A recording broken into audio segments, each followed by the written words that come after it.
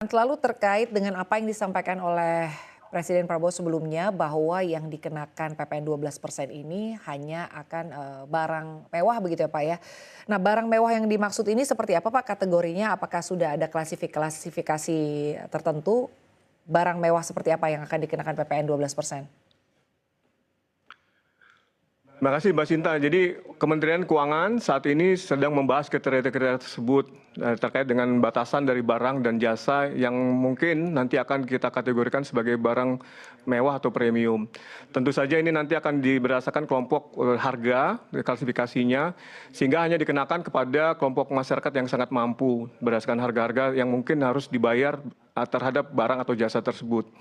Nah, dengan demikian nanti akan kita umumkan juga secara resmi, tapi saat ini masih dalam pembahasan, sehingga nanti kalau sudah ada terkait dengan kategori ini akan kita umumkan.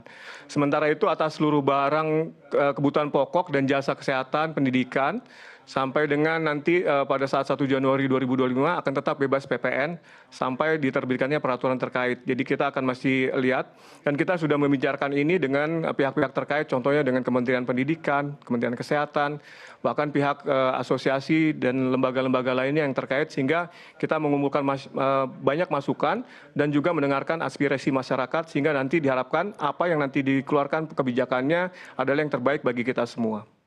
Baik, artinya terkait dengan barang mewah yang akan dikenakan pajak 12% sampai dengan saat ini rinciannya belum ditetapkan, artinya begitu Pak Frans? Ya, belum Mbak Sinta, masih dalam pembahasan. Baik, lalu selanjutnya Pak terkait dengan barang mewah seperti misalnya mobil, itu kan sudah dikenai pajak PPN BM ya Pak. Bagaimana lagi dengan PPN ini terkaitannya? Untuk yang selama ini sudah dikenakan PPNBM tetap dikenakan PPNBM seperti biasa dan tidak ada perubahan. Dan nanti kalau misalnya katakanlah ada penambahan yang tadinya tidak dikenakan PPNBM akan dikenakan PPNBM, maka akan kita umumkan sesuai dengan kesepakatan dan juga policy yang ini akan diberikan oleh Kementerian Keuangan kepada masyarakat. Demikian Mbak Sinta. Baik, Pak Frans. Pajak 12% untuk barang mewah ini kan akan dikenakan per 1 Januari Pak 2025. Tadi Anda menyampaikan bahwa sampai dengan saat ini masih dalam pembahasan begitu ya Pak kriteria dan juga rincian barang mewah mana saja yang akan dikenakan 12%.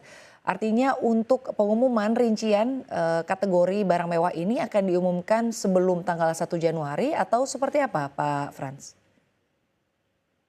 Ya, untuk sampai saat ini nanti akan kita umumkan pada waktunya Mbak. Jadi kalaupun misalnya nanti berlakunya 1 Januari, tentu saja sebelum 1 Januari akan kita umumkan.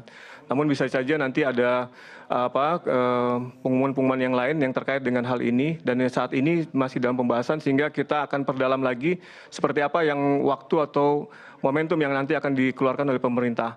Namun demikian sekali lagi kami umumkan bahwa untuk barang kebutuhan pokok, jasa kesehatan dan pendidikan, nanti pada tanggal 1 Januari 2025 itu akan tetap dibebaskan PPN sampai diterbitkannya peraturan-peraturan yang terkait hal tersebut.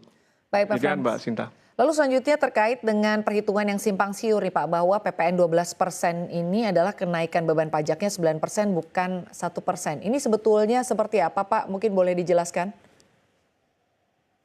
Ya, terima kasih Mbak Sinta atas kesempatannya. Ini memang menjadi banyak pertanyaan ya dari beberapa media, bahkan di media sosial juga menjadi viral terkait dengan dampak daripada kenaikan ini apakah 9% atau 0,9%. Jadi kalau kita lihat sebagai contoh misalnya ada satu barang misalnya harganya 7.000. Dengan pengenaan PPN 11%, dia akan kena 770. Sehingga total yang dibayar adalah 7.770. Sedangkan nanti per 1 Januari 2025, misalnya harga barang tersebut akan kenakan PPN sebesar 12%. Sehingga kenaikannya menjadi 840 PPN-nya yang tadinya 770. Nah ini kalau kita kenaikan harga ini pada konsumen ini, kalau misalnya kita hitung, misalnya dari 7.840 dikurang 7.770, kemudian dibagi dengan 7.770 dikali 100%, itu adalah 0,9% Mbak Sinta. Jadi mungkin yang selama ini penghitungannya kenapa jadi 9%, karena yang dihitung hanya pajaknya saja. Jadi pajak yang awalnya mungkin 770 menjadi 840, itu dikurangkan kemudian dibagi 770, sedangkan harga barangnya tidak dikenakan, tidak diikutkan, sehingga pengalinya menjadi 9%. Padahal harusnya semua diikutkan, sehingga kenaikannya itu sebenarnya hanya 0,9%. Dan ini sudah kita perhitungkan dan sudah kita sosialisasikan juga kepada pihak pihak terkait dan juga kepada masyarakat. Jadi kenaikan PPN 11% menjadi 12% itu menyebabkan tambahan harga sebesar 0,9% bagi konsumen akhir.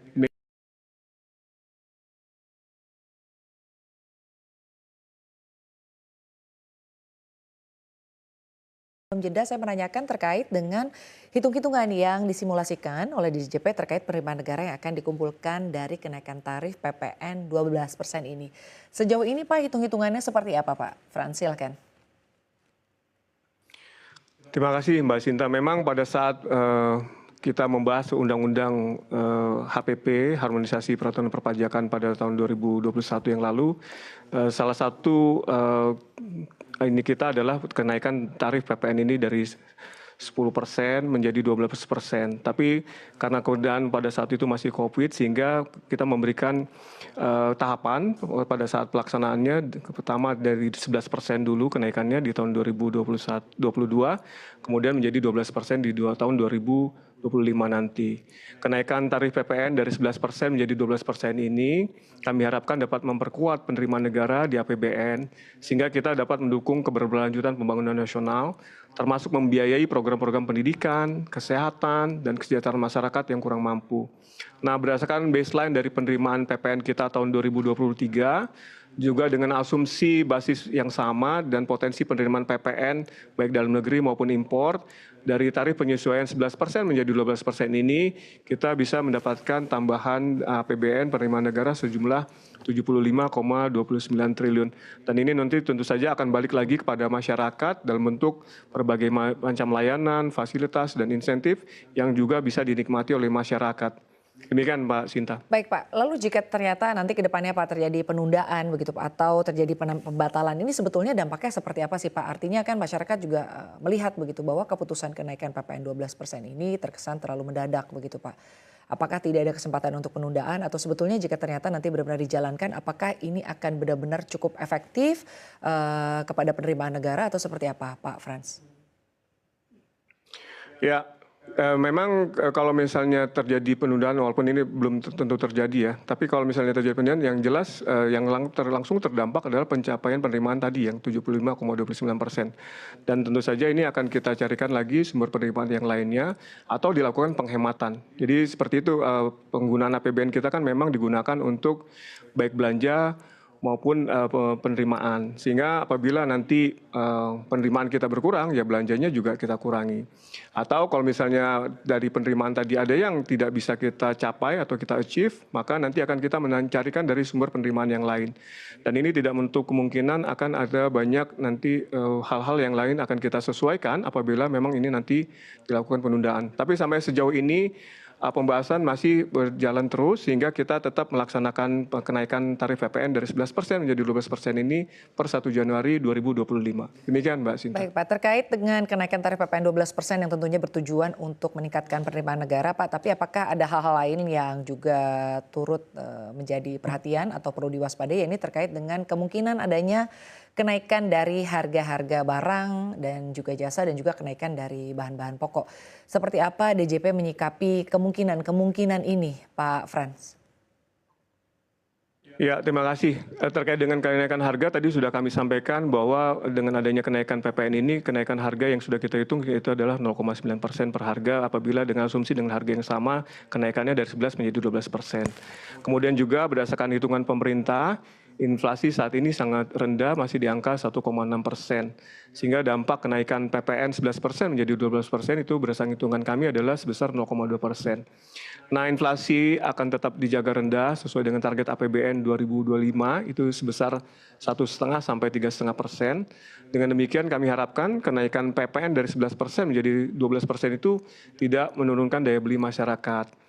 Nah, kalau kita lihat kembali juga pada saat kita menaikkan PPN di tahun 2022 dari 10% menjadi 11%, itu tidak menyebabkan lonjakan harga atau barang atau jasa dan juga tergerusnya daya beli masyarakat. Itu tetap stabil.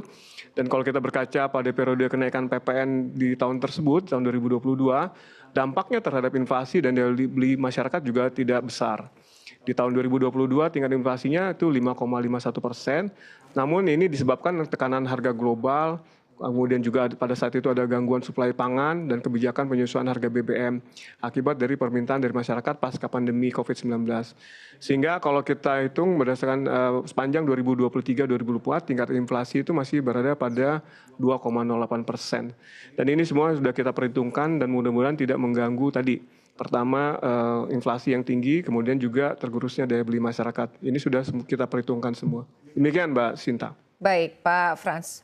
Pak, mengamati kenaikan PPN 12% ini ya, bahwa sebetulnya tujuannya adalah mewujudkan keadilan dan juga kesejahteraan bagi masyarakat. Tapi di sisi lain Pak, ada isu juga yang hangat bergulir di masyarakat, yakni terkait wacana untuk memberikan amnesti pajak.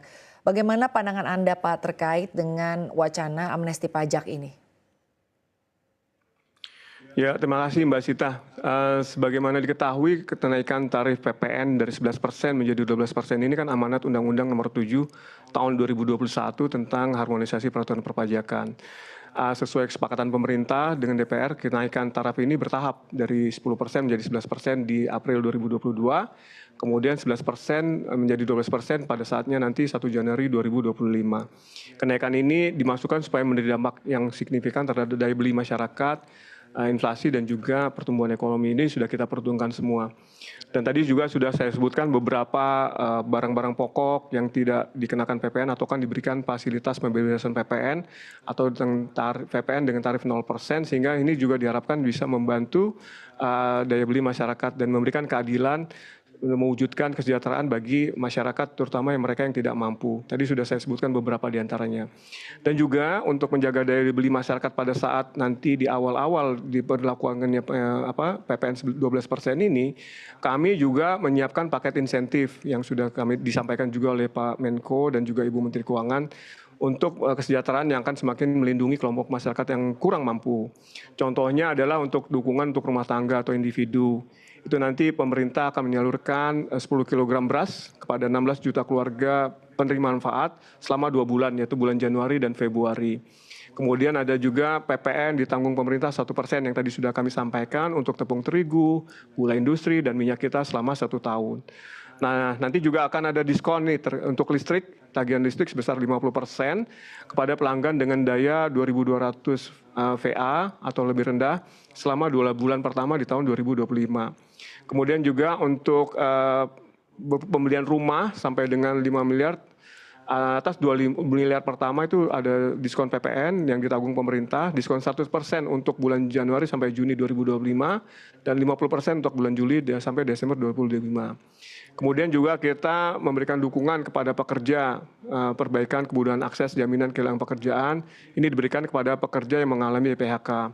Kemudian kepada UMKM, nah ini yang sektor paling banyak ya menurut saya, karena ini juga menjadi penopang dari ekonomi Indonesia, karena sebagian besar UMKM ini walaupun kecil tapi banyak dan omsetnya sangat besar. Nah, untuk mereka yang masuk dalam kategori UMKM, ini masa berlaku bagi wajib pajak orang pribadi UMKM yang telah menggunakan tarif 0,5% selama 7 tahun dan berakhir 2024. Nah, ini kabar baik, akan diperpanjang sampai tahun 2025.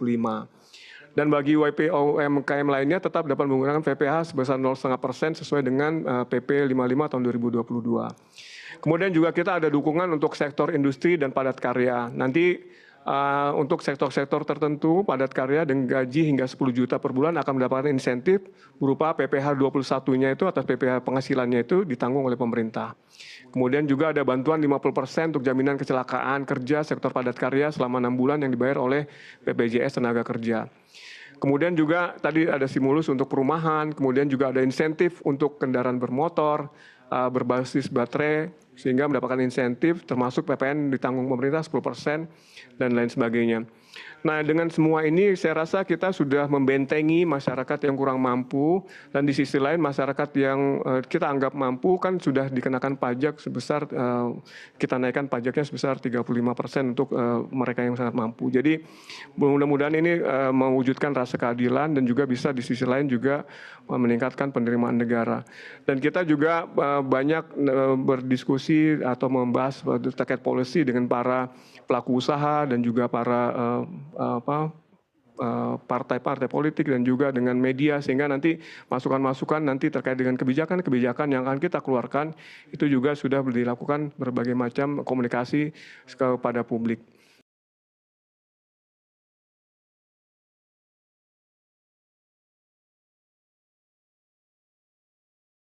Dengan perhitungan yang simpang siur nih Pak, bahwa PPN 12% ini adalah kenaikan beban pajaknya 9% bukan 1%. Ini sebetulnya seperti apa Pak? Mungkin boleh dijelaskan?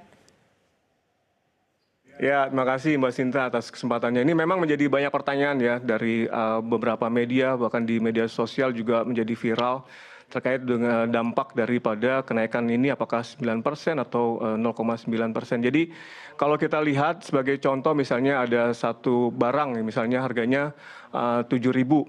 Dengan pengenaan PPN 11%, dia akan kena 770, sehingga total yang dibayar adalah 7.770. Sedangkan nanti per 1 Januari 2025, misalnya harga barang tersebut akan kenakan PPN sebesar 12%, sehingga kenaikannya menjadi 840 PPN-nya yang tadinya 770. Nah ini kalau kita kenaikan harga ini pada konsumen ini, kalau misalnya kita hitung, misalnya dari 7.840 dikurang 7.770, kemudian dibagi dengan 7.770 dikali 100%, itu adalah 0,9% Mbak Sinta. Jadi mungkin yang selama ini penghitungannya kenapa jadi 9%, karena yang dihitung hanya pajaknya saja. Jadi pajak yang awalnya mungkin 770 menjadi 840, itu dikurangkan kemudian dibagi 770, sedangkan harga barangnya tidak dikenakan, tidak diikutkan, sehingga pengalinya menjadi 9%. Padahal harusnya semua diikutkan, sehingga kenaikannya itu sebenarnya hanya 0,9%.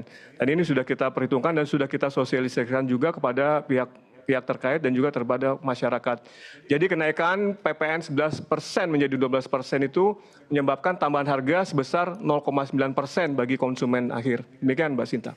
Baik Pak, lalu selanjutnya Pak yang juga menjadi perbincangan dan juga pembahasan di masyarakat adalah terkait dengan transaksi menggunakan kris dan juga e-wallet ini akan dikenakan PPN sebesar 12%. Pak mungkin boleh dijelaskan Pak perhitungan 12%-nya bagi pengguna kris dan juga e-wallet ini seperti apa Pak Frans? Ya, terima kasih Mbak Sinta. Ini juga menjadi perbincangan di media sosial yang sangat ramai ya. Jadi untuk menjawab pertanyaan terkait dengan PPN atas uang elektronik dan dompet digital atau e-wallet ini, dengan ini kami sampaikan bahwa jasa atas transaksi uang elektronik dan dompet digital selama ini telah dikenakan PPN sesuai dengan Peraturan Menteri Keuangan Nomor 69 Tahun 2022 tentang pajak penghasilan dan pajak pertambahan nilai atas penyelenggaraan teknologi finansial. Namun demikian, yang menjadi dasar pengenaan pajaknya bukan nilai pengisian atau uangnya atau top up atau saldo atau nilai transaksi, melainkan jasa layanan penggunaan uang elektronik atau dompet digital tersebut. Contoh misalnya perlu kami sampaikan juga bahwa PPN atas top up dompet digital atau e-wallet dan uang elektronik e-money tidak dihitung dari jumlah total top up, tapi dari biaya jasa layanan yang dikenakan oleh penyelenggara layanan. Misalnya nih Mbak Sinta mengisi katakanlah salah satu e-wallet ya. Mohon maaf nih jadi nyebut mereknya OVO atau GoPay gitu. Kemudian ada jasa di situ yang jumlahnya mungkin 1.500 atas jasa pembelian tersebut. Nah, atas jasa itu dikenakan 11%, 965. Nanti pada saatnya 1 Januari itu akan dikenakan 12% menjadi 180. Namun demikian atas transaksi setelah ada di walletnya Mbak Sinta, mungkin Mbak Sinta membeli sesuatu barang, atas transaksi-transaksi berikutnya itu tidak dikenakan. Nah, yang selama ini menjadi kehebohan adalah seolah-olah setiap transaksi melalui e-wallet itu akan dikenakan PPN 12%. Padahal tidak, padahal hanya pembelian pada saat top up pertama saja. Kemudian juga terhadap kris juga demikian, pada saat transaksi tidak dikenakan PPN, sehingga nanti ya, masyarakat sebagai pembeli biasa itu tidak akan pada saat menggunakan kris tidak beda baik ketika menggunakan kris maupun menggunakan cara pembayaran lainnya itu tidak dikenakan PPN. Jadi dengan demikian saya rasa ini juga tidak akan berpengaruh besar apabila kita menggunakan kris ataupun pembayaran melalui e-money lainnya. Demikian Mbak Sinta.